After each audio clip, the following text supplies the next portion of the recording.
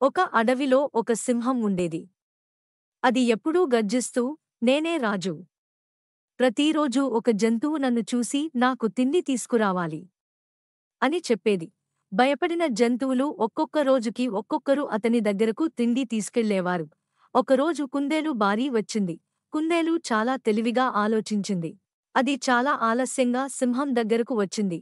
సింహం కోపంతో గర్జించి అడిగింది, ఇంత ఆలస్యంగా ఎందుకు వచ్చావు? కుందేలు తలవంచి చెప్తూ, రోడ్డు మీద ఇంకొక సింహం ఎదురయ్యింది. అది కూడా తానే రాజని చెప్పింది.